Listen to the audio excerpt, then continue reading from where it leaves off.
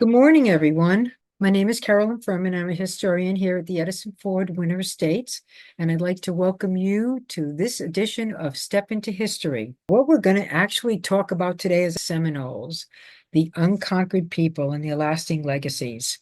This is one of my favorite topics, and I hope that I can help you learn some new things about the Seminoles today. And we're going to begin with a wonderful picture. I love this picture. This is an actual 3 generations of the Seminoles here in Florida. So the legacies we're going to be talking about is the definition is a legacy is a long-lasting impact of a particular action or an event that actually happened in the past. And the Seminoles have given us a lot of legacies, but the 5 that I'm going to talk about today is the history, the legends, their clans, their medicine, and patchwork. So we're going to begin with the history. Now, a lot of people know a lot of Seminoles right here in Florida. They have been here for thousands of years and are known by several different names. They actually come from several different tribes. They actually came from the Creeks, the Miccosukes, the Muskogees, and the Calusa. Now, the Seminoles actually called the Calusa the Ancient Ones. This map up in the top right-hand corner actually shows you where they were located at that time when they started to blend together. They ranged all the way from the Atlantic to the Mississippi, from the Gulf of Mexico to the Great Lakes. So they actually had a large area of the states. Definitely connected by their culture, their family, their home, their way of life, and their beliefs. And their beliefs are very important. One of their beliefs is they were one with the land, and the land was one with them. And they held fast to that, as they still do today. Now, the Native Americans, actually, their whole lives changed when the Spanish arrived here in the early 1500s. And the Spanish actually brought in multiple diseases. They brought in smallpox and measles and influenza and tuberculosis. One of the biggest epidemics they had was in the 1520s. 1520, the influenza that was brought in, literally 700,000 Native American lives were lost through the influenza. By the 1700s, 80 to 90% of the Native American population had perished. They were down to just a few thousand, but less than 5,000 in southeast coastal Florida and less than 2,000 in southwest Florida.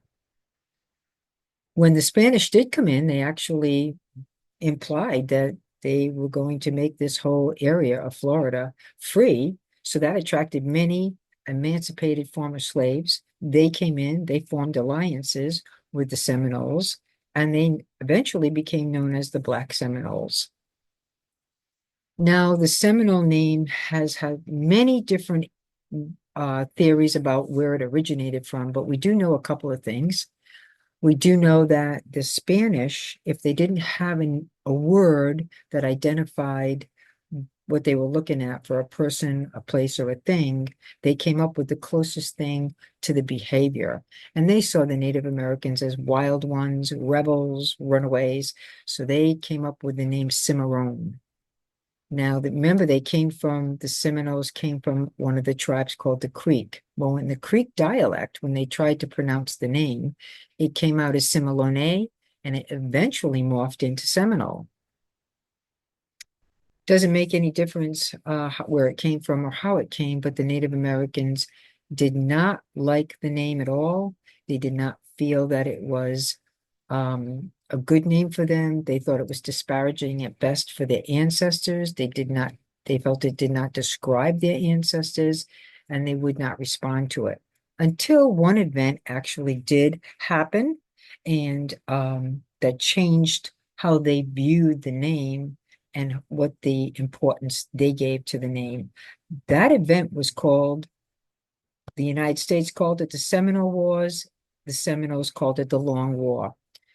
It happened in 3 separate time periods from 1817 to 1858. And it's the war that changed the meaning. The Seminoles found out that they had one single common enemy, the government, a common cause, and so they brought together a sense of unity. Doing that, they felt that became very prideful, and they took the name Seminole to mean one of pride. What actually, what was some of the reasons that this war happened? It was primarily the catalyst was the Indian Removal Act of 1830, which forced the Native Americans to move from their homelands in the east all the way to the west. It gave the government the right, believe it or not, to negotiate treaties in exchange for the land. A lot of those treaties were broken. And what were those reasons that the government wanted this? Was the expansion of lands for the U.S. Slavery was one of the reasons, and trade. But for the Seminoles, one reason only: defending their homeland. Their belief system was they were one with the land was one with them, and nobody owned the land. One of the legacies I'm going to talk about right now is called the legends, and I love the legends. I love this picture. This picture says it all for me. It shows the elders and the youngers, and it shows the picture of the wolf. And with the wolf, that is nature, that's the natural world, and this is all of them living in harmony.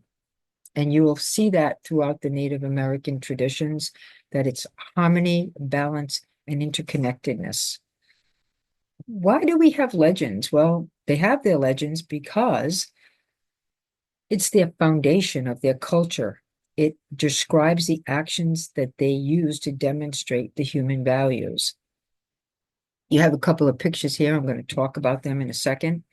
But the education behind the legends is they guide, they teach, they inspire one how to live in harmony with nature and their external influences. And an image can often reveal much of the literal.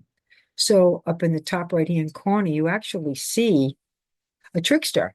And you're going to find the trickster is a recurring theme all throughout all the tribes in America.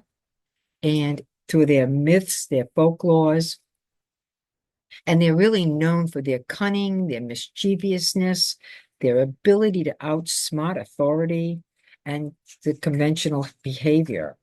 They act as a catalyst.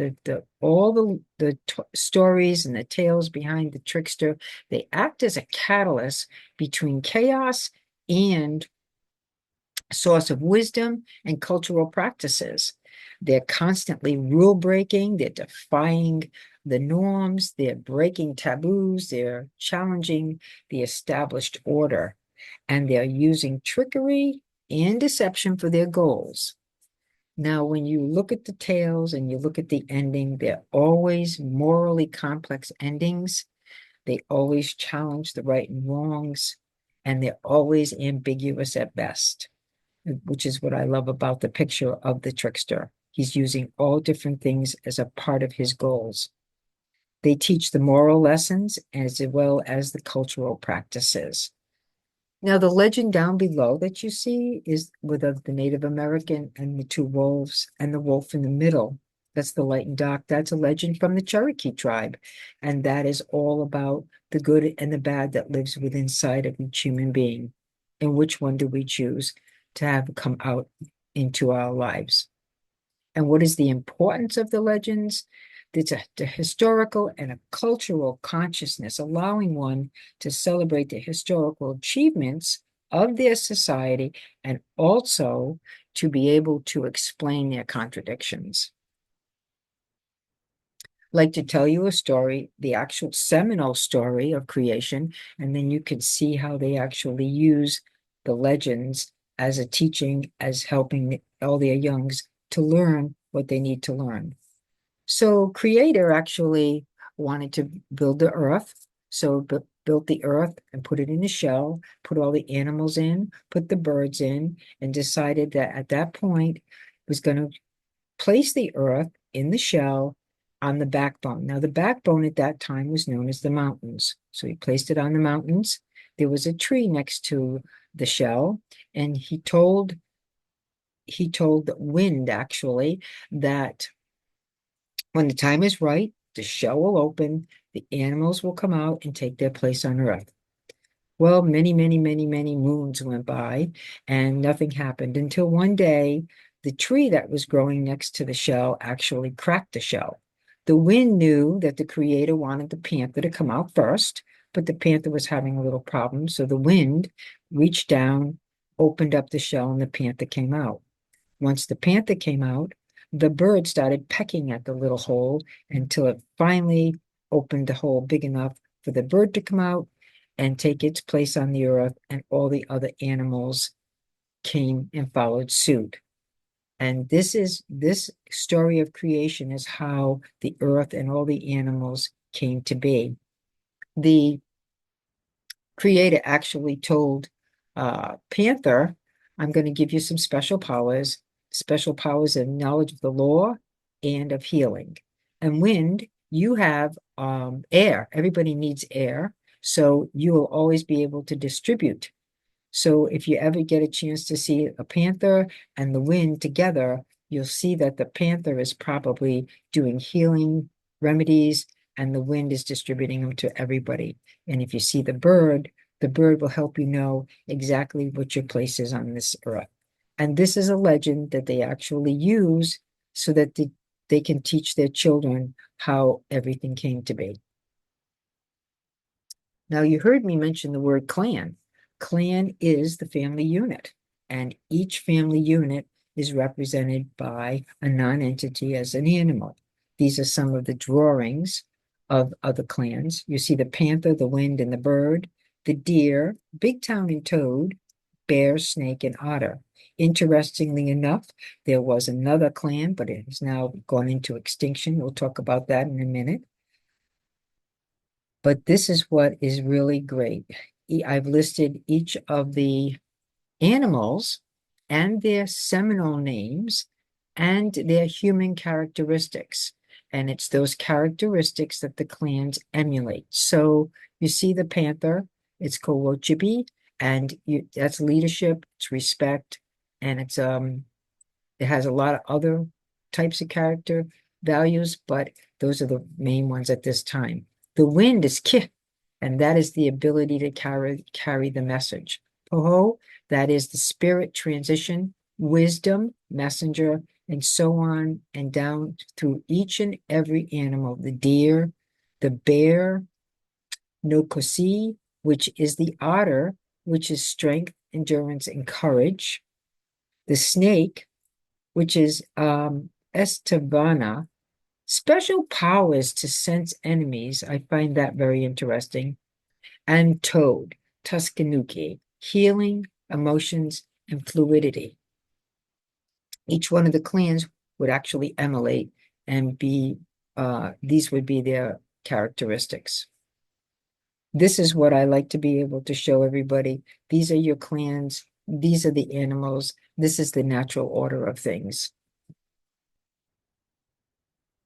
Now, the clan, I've talked about it, it's extended family unit. Potentially, you could have thousands of people making up your clan.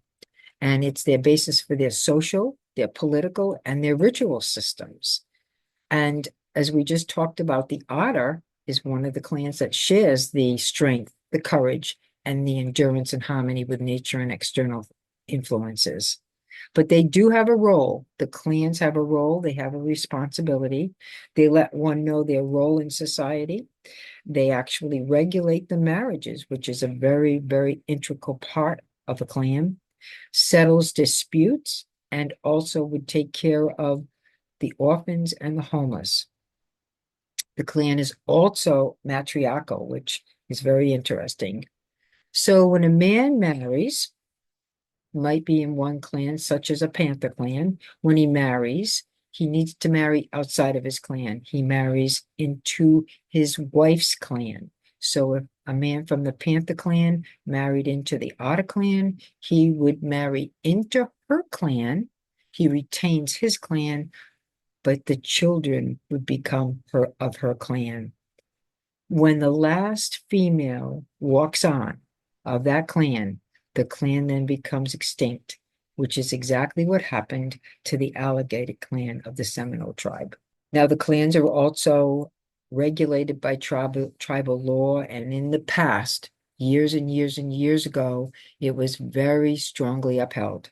You always married outside of your clan. If for some reason you violated the law, you broke the law, you married in your clan, that was definitely breaking the law. Penalties could be severe. You could have a limb cut off, an ear, a nose, or possibly even death. Now, that doesn't happen now, but it did for hundreds of years, and now it's a little bit easier, but still, you still want to marry outside of your clan. What I would like to talk about is here at the Seminoles, this does happen. Sometimes you become a no clan. And how do you become a no clan? It is when you marry someone who's non-Indian outside of your clan. So I'd like to tell you a little story about someone whose parents did do that and what she actually became. Her name is Betty Mae Jumper Tiger, and she was a no clan that became a legend. Betty Mae Tiger Jumper, believe it or not, was born in 1923 in Indiantown, and her mom was Ada, and her dad was Abe, and he was a white man. He was a non-Indian, so therefore she immediately became a no clan. Back in the 23 and earlier, the medicine men upheld the tribal law very strictly. They actually called her a half-breed. They called her an evil one. They actually threatened to kill her. So her family moved, the whole family, to Dania on the east coast of Florida, which is now where there's a reservation.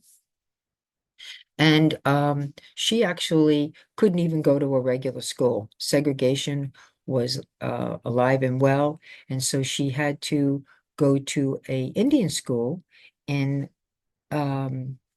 Cherokee, North Carolina. She became the first Seminole that learned how to read and write English, first Seminole to graduate. In 1946, she got her nursing license. A lot of her professional career, she actually used her professional career to better the healthcare system of the Native American community. She was a co-founder of one of the newspapers. She wrote several books. One of the books she wrote was right here on the screen, A Seminole Legend. Another book was called And With the Wagon Came God's Word. In 1994, FSU, Florida State University, actually bestowed upon her honorary degree in humane letters, and she actually became the first female chairwoman of the Seminole tribe. So here is a story about somebody who was a no clan, who actually became a legend in the Seminoles. If you do want to find out more about her, you can go right to the museum up on Big Cypress, and you can actually learn all about her. She was quite a lady. The next legacy I like to talk about is Native American medicine. Now, most people think the elders are the ones that always have the ownership on the medicine, and that's not necessarily the case. It could be female, and it could be, believe it or not, a younger person. Medicine did not replace organized medicine. The shamans played a very vital role in the well-being of the tribe. They actually secured the culture and the spirituality. They did this through their ceremonies and their blessings. They were very concerned with, and still are today, with the physical, mental, and spiritual aspect of the person, and they're always honored and respected. Interestingly enough, about elders and shamans, it's not a calling, it's not something that a person says, I'm going to go out and be. It is a calling. It usually happens, believe it or not, with a very personal struggle in their life. And when they get to that point that they're at the end of their personal struggle, they actually hear a profound calling from spirit. They get visions, they get dreams, or they get extraordinary happenings in their life. And through all of this, that's how they know that they are going to be a shaman or a medicine man or woman. They're actually given a lot of internal gifts at that point. Then, from that point forward, they actually train for a long time with an experienced Seminole, and the experienced Seminole actually teaches them about their healing remedies, their spiritual rituals, all the knowledge that they have to help anybody in the tribe. But most importantly, they are deeply rooted with honor between the spirit world and the natural world. And so they're going to be using things like chants and songs and prayers, customs, dances. They use roots, herbs, animal parts, and some other ingredients. But every time you get a chance to talk to a medicine man, most of these ceremonies are done in secret.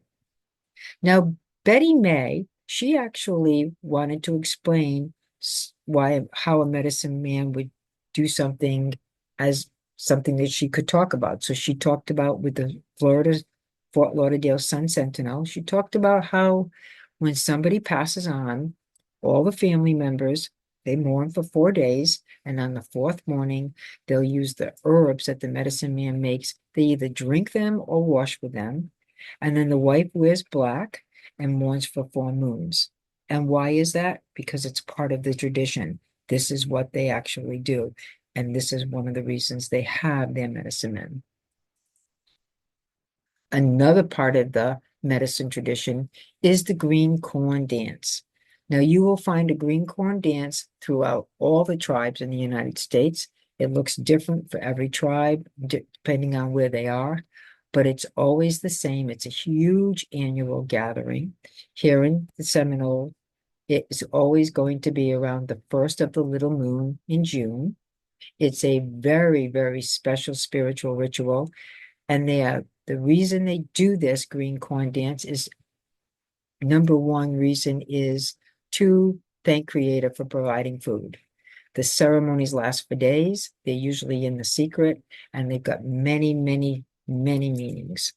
Traditionally, they dance, they have the ceremonies, they exhibit balance, they teach balance to their children, they teach interconnectedness between all the pieces. But some of the substantial decisions are made at this time.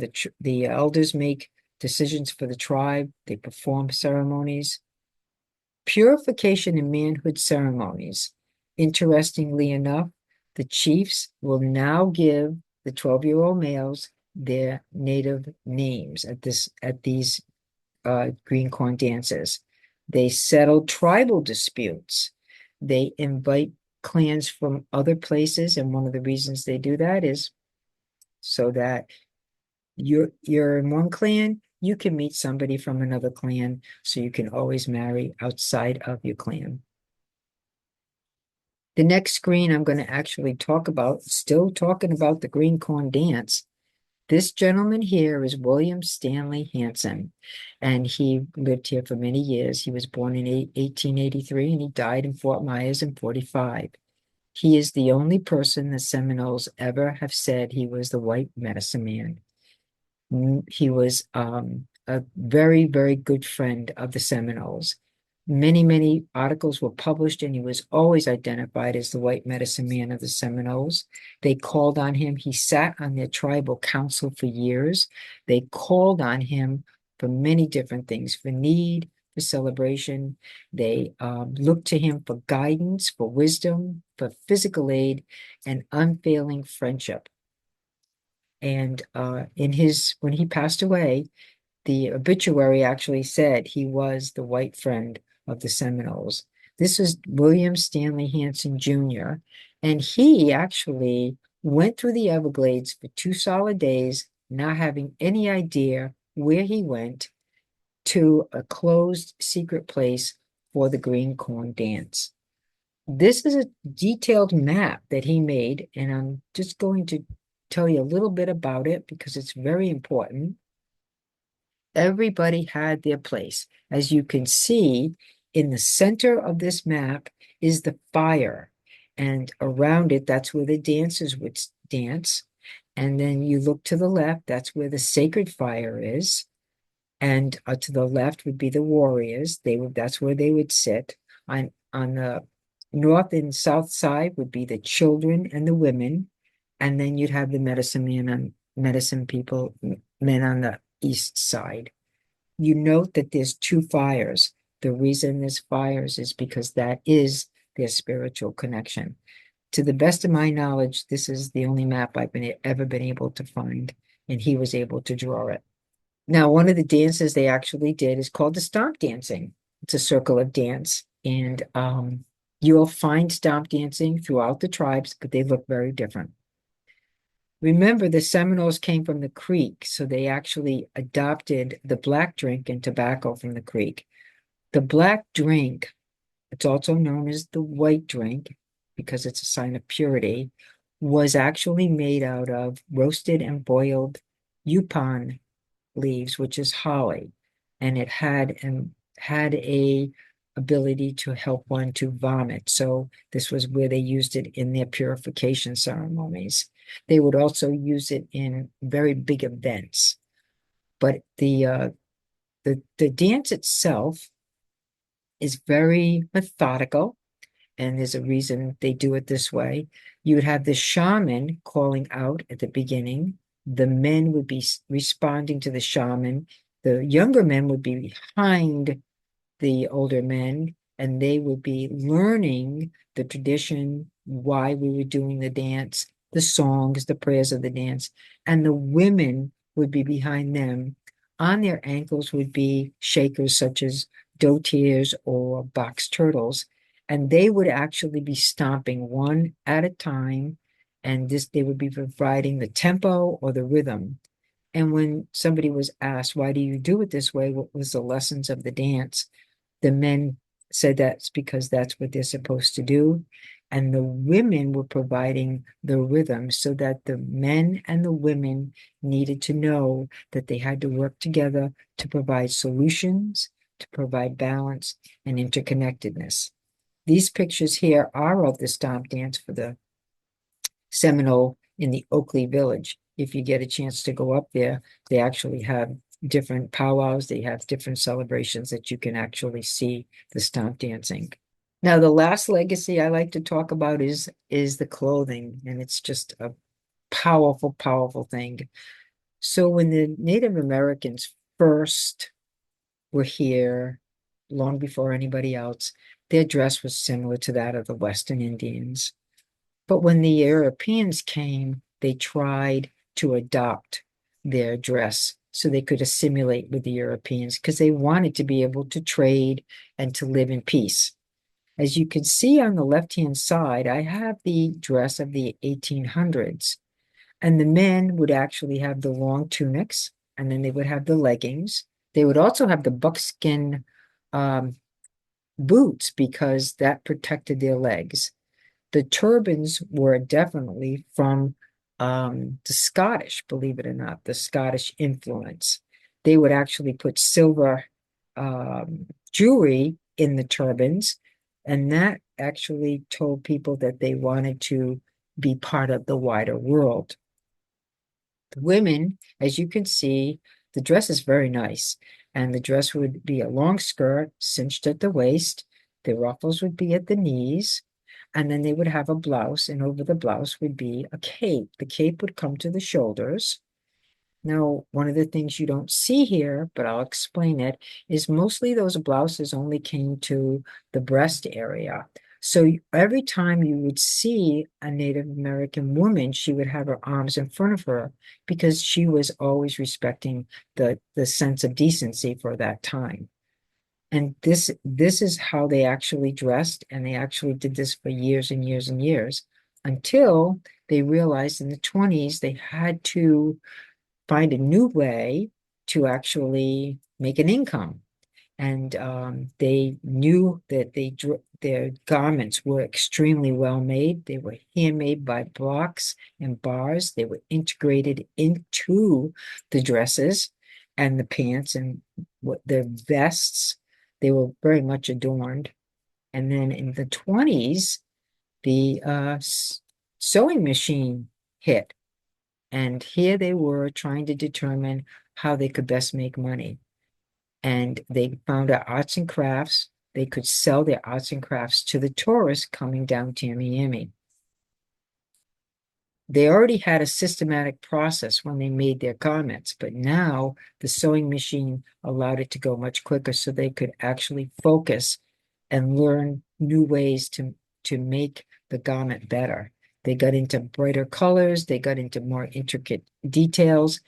They found out that their value had increased, and they also found out that it took them away from their daily tasks, which gave them a break. That whole metamorphosis going from one type of patchwork into another has become global today.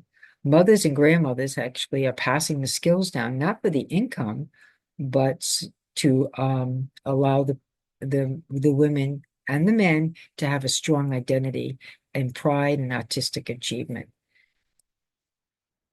The next screen is going to actually show you a little bit about from this patchwork to this patchwork. This is the patchwork that we know about today. This gentleman is the son of a famous Seminole Indian doll maker, Minnie Doctor, and he's an artist, and he is trying to save the artwork through the patchwork. He's a direct descendant of Osceola, who fought in the Long War. The middle picture, you actually see what she's working on. That is intricate patchwork. And this dress here, you will find actually at the museum. And this lady is Jessica Osceola. She is also a direct descendant of Osceola, who died in U.S. custody during the Long War. She's a college professor. She is an artist, and she's a community activist. And back in 2011, 2012, some of the designers worldwide were starting to use the patchwork of the Native American Seminole tribe, and they weren't giving credit to them. So she joined a group called Seminoles for Authenticity and challenged the designers that were not giving them credit. She actually attempted to talk to Donna Karan, but nobody responded. She had an interview with NPR, and she explained what she was trying to do. And she said, I want to be a part of a movement showing people that patchwork is our identity, that we remain strong, that it's a thing that's happening now. So she, as a community activist and an artist, she made the sculpture you see to the left. Now the legs are upside down because that means everything's upside down, but the redness is the color, Seminole color of blood, energy, power. She put them upside down into the bag and she named it. It's not ours, it's not yours, it's not ours, and it's not for sale. All she and the group wanted was the designers to recognize and give credit to the Seminoles for their patchwork. To the best of my knowledge, I have not been able to find anything that says that they have done that as of this time. If you get a chance to go up to the museum, these are some of the actual beautiful pieces of global patchwork that they're well known for, and they sell it. And this for them is part of their culture. So where are we today? Those are the 5 legacies that I love to talk about. But where are we today with the Seminoles? Well, in 1858, the remaining Seminoles after the war, there's approximately 200 of them, and they escaped and they got to the Everglades, where they actually survived and thrived. One of the things in the beginning of my presentation is they're called the unconquered people. And why are they unconquered? Because they've never signed a peace treaty and they never surrendered. They did make it to the Everglades, and that's where they lived.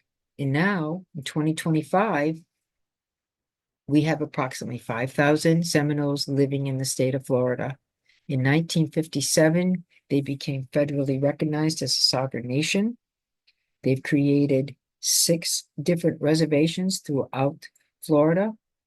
They have a landmass of 90,000 acres because remember, they never signed a peace treaty. So they have their 90,000 acres.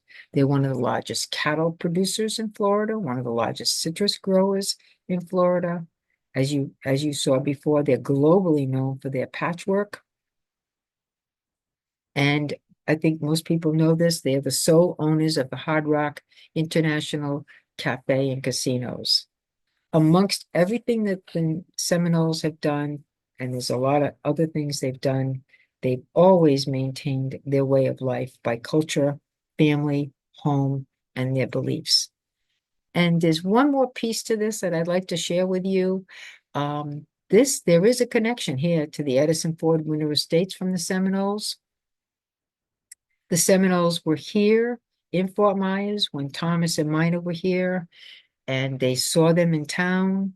We're not sure how much interaction they had with them, but what we do know is they respected the Seminoles for exactly who they were, and that Minor actually named the winter home Seminole Lodge. So here in Florida at the Edison Ford Winter Estates, we have the Seminole Lodge. And this is a map of where the 6 reservations are, so you can actually visit them if you'd like. These are my sources. And I do want to say thank you very much for being here today.